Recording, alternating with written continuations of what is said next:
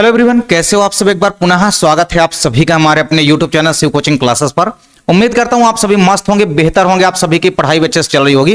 तो आज की इस वीडियो में हम देखने वाले हैं 50 important question, most important question है आपकी बोर्ड एग्जाम के लिए। तो सभी लोग तैयार हो जाइए बिल्कुल। आज की इस वीडियो में सारे के सारे सिलेक्टेड इंपोर्टेंट क्वेश्चन है जो कि आपके बोर्ड एग्जाम में कई सारे क्वेश्चन यहां से देखने को मिलेंगे।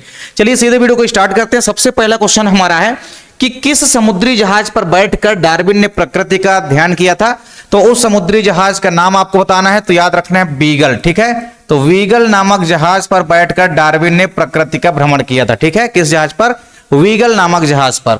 अगला क्वेश्चन है उस वैज्ञानिक का नाम बताना है जिसने स्वतः जननवाद को गलत कर दिया। ठीक है, तो स्वतः जननवाद का जो सिद्धांत था उसको गलत कर दिया किस साइंटिस्ट ने? तो उनका नाम है लुईस पास्चर। क्या है? उनका नाम है लुईस पास्चर। ठीक है, लुईस पास्चर। ठीक है, लुईस पास्चर। अगला क्वेश्चन है ब्रह्मांड की उत्पत्ति में कौन सा महाविस्फोट का सिद्धांत बताने में प्रयास करता है। ठीक है, तो कौन सा महाविस्फोट सिद्धांत ब्रह्मांड की उत्पत्ति को बताता है? तो आपको याद रखना है बिग बैंग महाविस्फोट। कौन सा? बिग बैंग महाविस्फोट, बिग बैंग थ्योरी। ठीक है, या बिग बैंग महाविस्फोट आप लिख सकते हैं। ठीक है, बिग बैंग महाविस्फोट। ठीक है, यह थ्योरी बताती है कि ब्रह्मांड की उत्पत्ति कैसे हुई। अगला क्वेश्चन है ओरिजिन ऑफ स्पीसीज नामक पुस्तक किसने लिखा था? तो ओरिजिन ऑफ स्पीसीज यानी कि जातियों की उत्पत्ति नामक पुस्तक किसने लिखा था? तो आपको याद रखना है चार्ल्स डार्विन ने। किसने लिखा था? Charles Darwin. ठीक है, चार्ल्स डार्विन ने। चलिए अगला क्वेश्चन है जीवों में अचानक होने वाला तथा वंशानुगत प्रदर्शित करने वाले परिवर्तन को हम क्या कहते हैं? ठीक है, तो जीवों में अचानक होने वाले तथा वंशानुगत प्रदर्शित करने वाले लक्षण को हम क्या बोलते हैं? उत्परिवर्तन बोलते हैं। क्या बोलते हैं? उत्परिवर्तन यानी कि म्यूटेशन। ठीक है, उत्परिवर्तन बोलते हैं, उत्परिवर्तन। अगला क्वेश्चन है डार्विन द्वारा प्रस्तावित विकासवाद के सिद्धांत का नाम लिखिए। ठीक है, तो डार्विन ने जो सिद्धांत प्रतिपादित किया उसको हम किस नाम से जानते हैं? उसको हम बोलते हैं प्राकृतिक वर्णवाद। क्या बोलते हैं? उसको हम बोलते हैं प्राकृतिक वर्णवाद, प्राकृतिक वर्णवाद।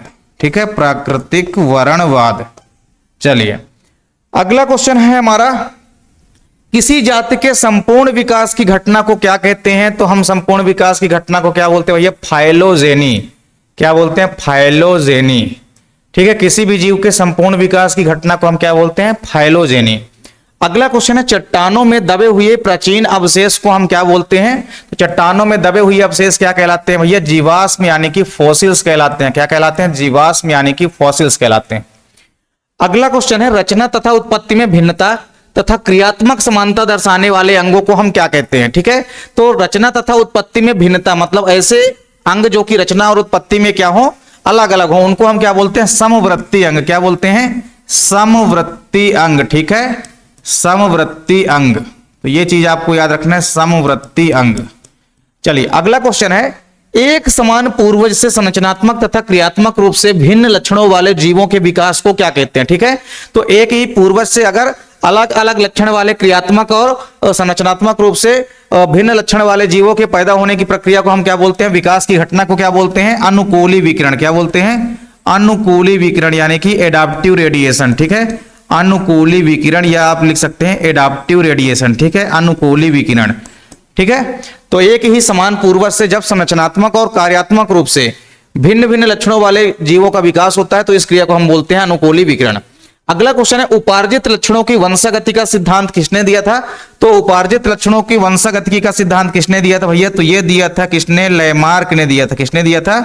उपार्जित लक्षणों की वंशागति का सिद्धांत किसने दिया था? लेमार्क ने दिया था। चलिए अगला क्वेश्चन है संरचनात्मक रूप से समान अंग को क्या कहते हैं? मतलब ऐसे रंग जो उत्पत्ति और संरचना में समान होते हैं उनको हम बोलते हैं भैया समजात अंग। क्या बोलते हैं? उनको हम बोलते हैं समजात अंग। क्या बोलते हैं? समजात अंग बोलते हैं।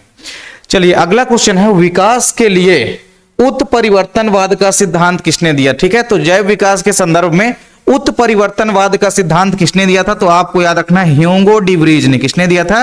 ह्यूगो डी व्रीज ने। ठीक है, ह्यूगो डी व्रीज ने, ह्यूगो डी व्रीज ने। ठीक है, चलिए तो इनका भी स्क्रीनशॉट ले सकते हैं अगर आप लोग लेना चाहते हो, लेना चाहते हैं इनका स्क्रीनशॉट। तो चलिए अगला क्वेश्चन है प्राकृतिक चयनवाद का दूसरा नाम बताइए। ठीक है, तो प्राकृतिक चयनवाद का दूसरा नाम क्या है? तो आपको बताना है डार्विनवाद।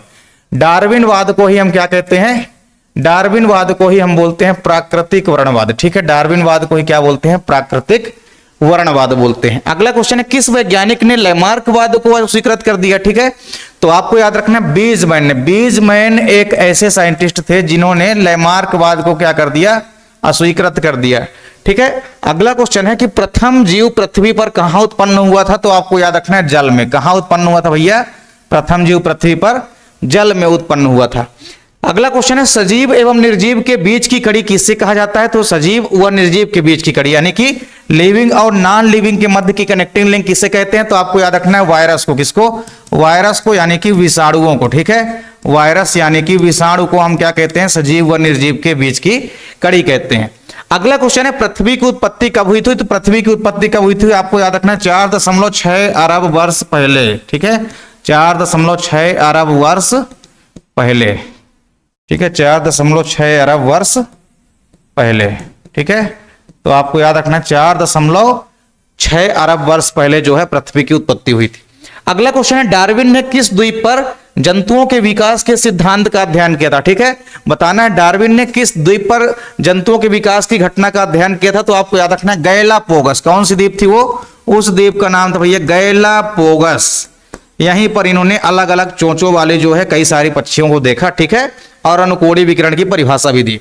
अगला क्वेश्चन है किसे हम अकोशिकीय तथा कोशिकीय तंत्र के बीच की कड़ी कहते हैं। ठीक है, कोशिकीय और अकोशिकीय तंत्र के बीच की कड़ी कहते हैं, किसे कहते हैं। तो आपको याद रखना कोएसर वेट्स को। कोएसर वेट्स। ठीक है, कोएसर वेट्स को हम कोशिकीय और अकोशिकीय के बीच की कड़ी कहते हैं। अगला क्वेश्चन है जीवाश्मकी का जनक किसे कहा जाता है। तो आपको याद रखना है लियोनार्डो दा विंसी। किसे कहा जाता है, लियोनार्डो। ठीक है, लियोनार्डो दी विंसी। ठीक है, लियोनार्डो दी विंसी। ठीक है, लियोनार्डो दी विंसी।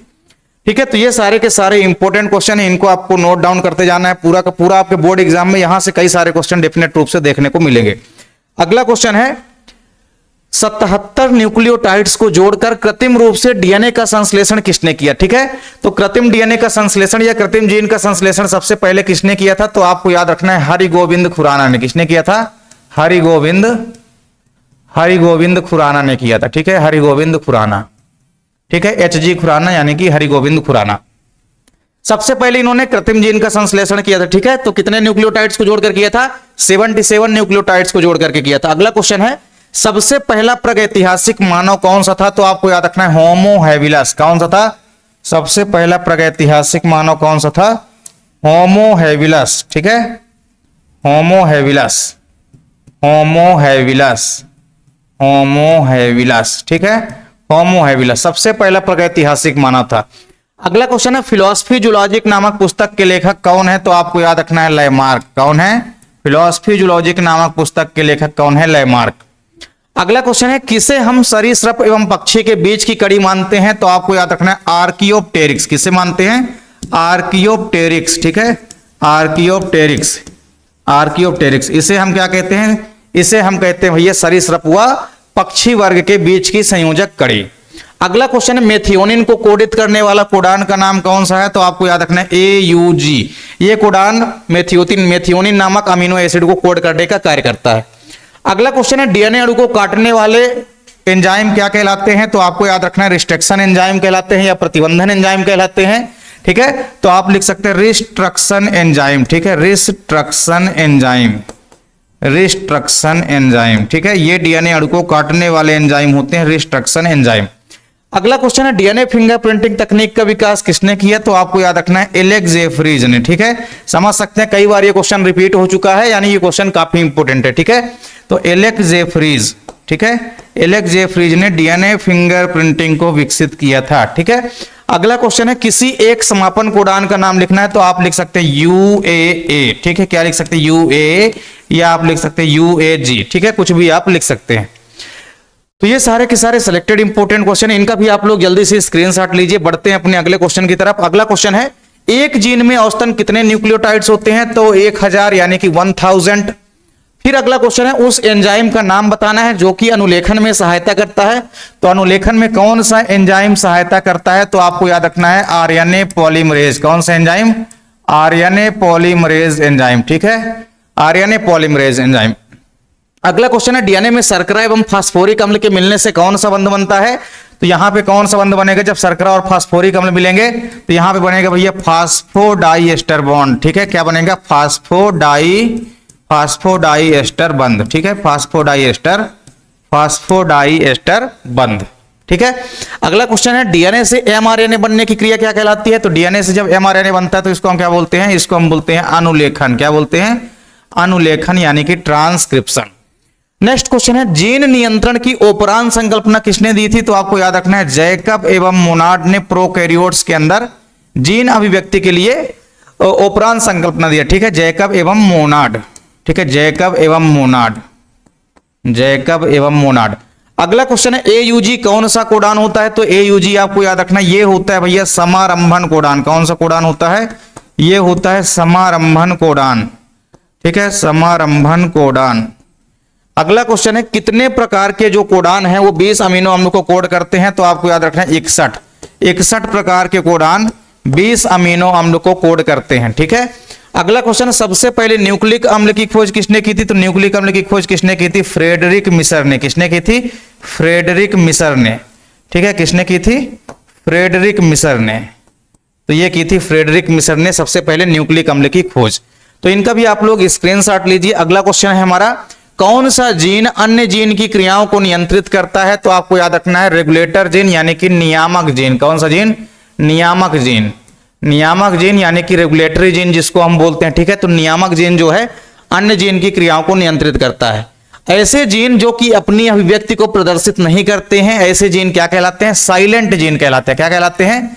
ये साइलेंट रहते हैं और अपनी अभिव्यक्ति को प्रदर्शित नहीं करते हैं, ठीक है, इसीलिए इनको हम बोलते हैं साइलेंट जीन, ठीक है। नेक्स्ट क्वेश्चन है सिफिलिस रोग, ठीक है, सिफिलिस रोग, सिफिलिस रोग किसके द्वारा होता है? तो आपको याद रखना है ट्रेपीनुमा पैलिडम के कारण, ट्रेपीनुमा पैलिडम के कारण, ठीक है, ट्रेपीनुमा पैलिडम। ये एक क्या होता है? बैक्टीरिया, यानी कि यह एक जीवाणु होता है जिसके कारण जो है, जिसके कारण सिफिलिस रोग फैलता है। अगला क्वेश्चन है रोगों का जन्मवाद किसने दिया? तो आपको याद रखना है रॉबर्ट कोच ने। किसने दिया था रोगों का जन्मवाद सिद्धांत? रॉबर्ट कोच ने दिया था, ठीक है, रॉबर्ट कोच। अगला क्वेश्चन है विषाणुरोधी प्रोटीन कहलाते हैं। तो विषाणुरोधी प्रोटीन क्या कहलाते हैं भैया? इंटरफेरान कहलाते हैं। क्या कहलाते हैं? इंटरफेरान कहलाते हैं, ठीक है, इंटरफेरान। अगला क्वेश्चन है पहली बार एड्स शब्द का प्रयोग किसने किया था? तो आपको याद रखना है किसने किया सबसे पहले एड्स शब्द का प्रयोग? एडवर्ड जेनर ने। किसने किया था? एडवर्ड जेनर ने। और इन्होंने सबसे पहले चेचक के टीके की भी खोज की थी। अगला क्वेश्चन है कीमोथेरेपी में किस रोग का उपचार किया जाता है? तो आपको याद रखना है कैंसर। किसका? कीमोथेरेपी में हम कैंसर रोग का उपचार करते हैं। नेक्स्ट क्वेश्चन है कि कैंसर उत्पन्न करने वाले विषाणु को क्या कहते हैं? कैंसर उत्पन्न करने वाले जीन को नहीं पूछा गया, यहां पे आपको याद रखना है, कंफ्यूज नहीं होना है। कैंसर उत्पन्न करने वाले विषाणु को हम क्या बोलते हैं? Oncogenic virus. क्या बोलते हैं? ऑन्कोजेनिक वायरस, ठीक है, ऑन्कोजेनिक वायरस, ठीक है, ऑन्कोजेनिक वायरस कहते हैं, ठीक है। तो ये चीज आपको ध्यान में रखना है। चलिए इसके बाद हमारा अगला क्वेश्चन है एड्स दिवस कब मनाया जाता है? तो एड्स दिवस मनाया जाता है कब भैया? ये मनाया जाता है 1 दिसंबर को। कब मनाया जाता है? ये मनाया जाता है 1 दिसंबर को। फिर अगला क्वेश्चन है तंबाकू में पाए जाने वाले हानिकारक रसायन का नाम लिखना है। तो क्या हो जाएगा भैया? निकोटीन। क्या पाया जाता है? तंबाकू में पाया जाता है निकोटीन, ठीक है, निकोटीन, ठीक है। तंबाकू में कौन सा हानिकारक पदार्थ पाया जाता है? निकोटीन, ठीक है, निकोटीन। अगला क्वेश्चन है मानव नस्ल सुधारने के लिए उपयोगी जीव विज्ञान की शाखा क्या कहलाती है? ठीक है, तो जीव विज्ञान की ऐसी शाखा जो कि मानव की नस्ल को सुधारने का काम करते हैं उसे हम क्या बोलते हैं? यूजेनिक्स, यानी कि सुजननिकी। क्या बोलते हैं? सुजननिकी, ठीक है, सुजननिकी बोलते हैं, सुजननिकी, ठीक है, सुजननिकी, ये ठीक है। चलिए अगला क्वेश्चन है मलेरिया के परजीवी का नाम लिखना है आपको। तो मलेरिया का परजीवी क्या होता है भैया? प्लाज्मोडियम। क्या होता है? प्लाज्मोडियम। प्लाज्मोडियम नामक परजीवी जो है ये मलेरिया के अंदर होता है। अगला क्वेश्चन है एक व्यक्ति से दूसरे व्यक्ति में फैलने वाले रोगों को हम क्या बोलते हैं? तो हम बोलते हैं भैया संक्रामक रोग। क्या बोलते हैं? संक्रामक रोग बोलते हैं, ठीक है। तो संक्रामक रोग ऐसे रोग होते हैं जो एक व्यक्ति से दूसरे व्यक्ति में फैलते हैं। तो ये सारे के सारे यहाँ पे इंपोर्टेंट 50 क्वेश्चन हमने आपको कवर करा दिए हैं। इसके पहले भी हमने आपको 100 क्वेश्चन की वीडियो प्रोवाइड कराई है, इंपोर्टेंट 1 लाइन फैक्ट वाले क्वेश्चन आंसर की। तो अभी तक आप नहीं देखे तो प्लेलिस्ट में जाकर के देख सकते हैं, ठीक है। तो सारे के सारे हमने आपको सही विकल्प वाले क्वेश्चन कवर करा दिए, एक वाक्य में उत्तर वाले कवर करा दिए। इसके बाद हम रिक्त स्थान वाले क्वेश्चनों को भी देखेंगे, उनको भी कवर कराएंगे, सत्य सत्य वाले क्वेश्चन, साथ ही साथ सही विकल्प वाले और सारे क्वेश्चन, और पूरे के पूरे 2, 3 व 4 अंकों वाले क्वेश्चनों को भी कवर करेंगे पेपर से पहले। तो बने रहिए आप लोग पेपर के पहले तक हमारी पूरी की पूरी वीडियो के साथ। उम्मीद करता हूं कि बेहतर से बेहतर रिजल्ट आप लोगों का आएगा, ठीक है। तो चलिए आज की इस वीडियो को अगर आप लोगों को अगर वीडियो अच्छी लगी हो तो आप लोग वीडियो को लाइक कमेंट जरूर किया करें। साथ ही साथ दोस्तों के बीच भी ज्यादा से ज्यादा आप लोग वीडियो को शेयर किया करिए। अगर आप लोग चैनल पे नए हैं तो चैनल को सब्सक्राइब जरूर कर लीजिए, साथ ही साथ बेल आइकन भी प्रेस कर लीजिए ताकि वीडियो की नोटिफिकेशन भी आपको मिलती रहे। मिलते हैं आप लोगों से नेक्स्ट वीडियो में, तब तक के लिए जय हिंद, वंदे मातरम।